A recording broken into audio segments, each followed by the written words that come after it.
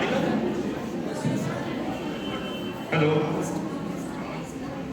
आप सुन पा रहे हैं? ठीक है, ओके। नमस्कार, मैं डॉक्टर अनिल भोपालकर एम्स से आया हूँ। सबसे पहले तो मैं रीना मैडम, प्रकाश जी, इन दोनों को मैं यहाँ पहचानता हूँ, तो मैं बहुत धन्यवाद देता हूँ कि उन्होंने मुझे यहाँ पे बुलाया। और जो छात्र है, मैं खुद भी वहाँ पे टीचर हूँ, तो मैं समझ सकता हूँ आप सभी की भावनाएं। यहाँ पे फैकल्टी जो पीछे बैठी हुई है फर्स्ट रो में, ओके। तो हम भी ये प्रोग्राम करते हैं, हमारे यहाँ नूतन छात्र अभिनंदन कहते हैं, ठीक है। तो मैं वैसे ही एक्सपेक्ट कर रहा था कि हम छात्रों का अभिनंदन करते हैं कि उन्होंने कुछ बहुत सारे स्ट्रगल करके यहाँ तक आए हैं, राइट। मैं सुन रहा था, मेरे पास कितना समय है? 10 मिनट, ओके। मैं सुन रहा था, सबसे पहले तो मैं रीना मैडम से काफ़ी प्रभावित हुआ हूँ। मैं भी कई सारे प्राइवेट मेडिकल कॉलेज में रहा हूँ, कभी गेस्ट के रूप में और कभी सर्विस के लिए। लेकिन जो एडमिनिस्ट्रेशन और स्टूडेंट का जो कन्वर्सेशन होता है, इतना भावनिक नहीं होता है ना, मैंने नहीं देखा। तो थैंक यू मैम, आपके स्टूडेंट काफ़ी लकी है कि आप इतना इमोशनली बात करते हैं, और वो रिफ्लेक्ट जरूर होगा जो मैं कह रहा था। मेरी पढ़ाई नागपुर से हुई, मैं नागपुर से हूँ basically. Government medical college Nagpur से मैंने MBBS किया है, और उसके बाद MD किया है, और फिर काफ़ी लंबी जर्नी रही है।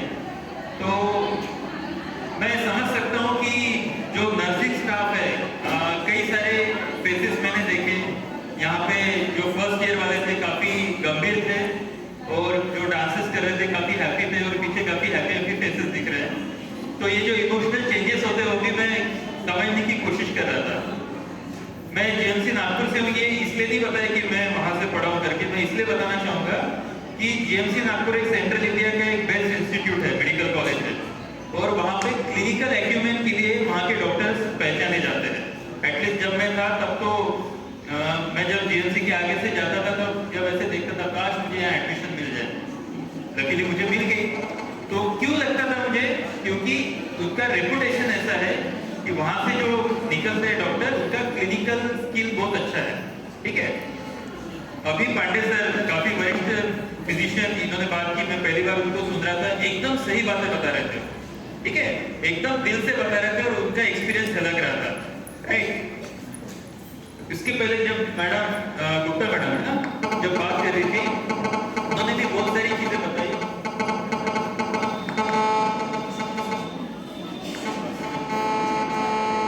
हेलो, फोन बंद कर दो ना, फोन हटाओ। तो मैं GMC नागपुर की बात बता रहा था। एक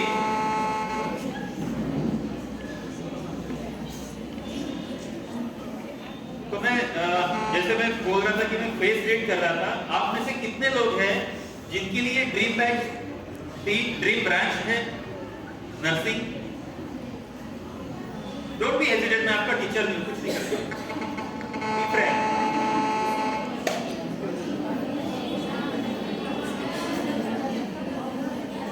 यस, किसने यानी एक्सपेक्टेशन रखे थे कि 12th के बाद मैं नर्सिंग ही करने वाली हूँ? Yes, anyone? Okay, that's good. Okay, please please. अभी मैं हाथ रेज नहीं करना चाहूँगा, लेकिन मुझे पता है आप में से कई लोग बहुत स्ट्रगल करके यहाँ आए होंगे, राइट। जैसे मैडम ने काफ़ी इमोशनली शेयर किया कि आपके माँ बाप यहाँ भेजते हैं और हम आपके पेरेंट बनते हैं, ठीक है। तो वैसे ही आपने कई स्ट्रगल करके यहाँ पे आए हैं और यहाँ पे पढ़ाई करेंगे, राइट। तो कई बार आपको ये लगता होगा कि मैं शायद, जिन्होंने हाथ खड़ा नहीं किया, आपको और कुछ ब्रांच करनी थी और कुछ करियर करना था, लेकिन कुछ कॉम्प्रोमाइज करके आपने नर्सिंग की फील्ड चुनी है या चुननी पड़ी आपको, ऐसे भी हो गए आपने से। तो कई सारे लोगों को ये लगता है ड्यूरिंग योर ग्रेजुएशन और उसके बाद भी, जब भी आपको प्रॉब्लम आता था, मुझे तो ये करना ही नहीं था, है ना, मैं गलती से यहाँ आ गई, मजबूरी थी। होता है ऐसे? डॉक्टर लोगों को भी होता है। कई बार डॉक्टर जो रहते हैं वो सारा समाज उनको देखता है, यार इनकी तो ड्रीम लाइफ है, ठीक है। ऐसे कई लोगों का नहीं होता, ठीक है, उनको भी भी कई सारे प्रॉब्लम्स होते हैं और वो आते हैं। मैं ये क्यों कह रहा हूँ पता है? क्योंकि आप भी किसी के लिए रोल मॉडल है, ये आपको पता है कि आपको कोई बोल पाएगा या नहीं बोल पाएगा, पर आप कई लोगों के लिए रोल मॉडल है जिनके सपने नर्सिंग बनना था, नर्स बनना था, ठीक है, नर्सिंग कॉलेज में एंट्री करना था, शायद उनको पूरे नहीं हुए। Am I right? तो कम से कम आप उनसे तो बेटर हो, आप उनसे तो सक्सेसफुल हो गए, ठीक है। एक पहली चीज। दूसरी चीज, जो हम डॉक्टर है तो कई लोग देखते नर्सिंग कॉलेज में जाते हैं, जी डॉक्टर साहब आए हैं, एम्स से आए हैं, है ना, तो हमने बहुत बड़ी उपलब्धि हासिल की है, ठीक है, कुछ हासिल किया है, पर आपका रोल कितना इम्पोर्टेंट है कई लोगों ने यहाँ बताया है, बराबर ना। मैं आपको जीएमसी की बात बताता हूँ। मैं जब खुद फाइनल ईयर में या इंटर्न था, तब कई सारी नर्सिंग ऑफिसर या फिर स्टाफ नर्स, अभी तो नर्सिंग ऑफिसर कहते हैं ना, वहाँ पे जब तो सिस्टर बोलते थे, तो बहुत सारी हमारी सीनियर सिस्टर्स ऐसी रहती थी, इन्हें मैं गलत नहीं बोल रहा हूँ, झूठ भी नहीं बोल रहा हूँ, कि कई सारे सीनियर डॉक्टर से भी बेटर उनके हाथ में, और ये शायद आपको भी पता होगा, ठीक है, अभी कई सारे डॉक्टर्स भी बता के, और हमें पता है, और कई सारे लोग ईगो की वजह से नहीं बताते, लेकिन मैं फ्रैंकली एक्सेप्ट करता हूँ, कई सारी नर्सेस के हाथ इतने ईजी रहते हैं, है ना, इंजेक्शन लगाना, आईवी लगाना, एंटी डालना, ठीक है, हाँ, या कैथेटर डालना, इतने फटाफट करते थे कि मैं मेरे सीनियर डॉक्टर्स या फिर जो भी हमारे टीचर्स रहते थे, उनसे ज़्यादा मैं सिस्टर के पीछे लगता था, सिस्टर हमें सिखा दो ना, ठीक है। उसका नतीजा क्या होता है? Very true. और कुछ चीज़ों में ना आपने बेशरम रहना चाहिए, सीखने के लिए हमेशा बेशरम रहो, एकदम बेशरम। जिसको आता है ना, आपका दुश्मन क्यों ना हो, जाके मस्का मारो। क्योंकि आपको स्टोरी पता होगी ना, जब रावण मारना था, हाँ, और राम जी ने बोला था लक्ष्मण को कि जाके कुछ सीख के आना, याद है आपको? अगर पढ़ा होगा तो, ठीक है, तब क्या हाँ, वो कोई तो मंत्र जो रावण को पता था, और राम जी ने बोला था कि लक्ष्मण जाओ सीख के आओ। बोले लक्ष्मण जी कैसे थे? गुस्से वाले, मैं मेरे दुश्मन से सीखूं? लेकिन राम जी ने क्या कहा था कि जो सिखाने वाला गुरु होता है ना, अगर उनके पास है तो जाओ, विनम्रता से विनती करो और सीख के आओ। तो कहने का मतलब ये है कि दाता हर जगह रहता है, आपको पहचान में आना चाहिए, वो डॉक्टर रहे, स्टाफ नर्स रहे, या कोई अटेंडेंट रहे। Are you getting me? कई लोगों को वो भी ईगो बैरियर रहता है कि मैं इससे कैसे सीखूं, है ना, लेकिन नहीं, सीखने वाला स्टूडेंट होता है, सिखाने वाला गुरु होता है, दैट्स इट, ठीक है।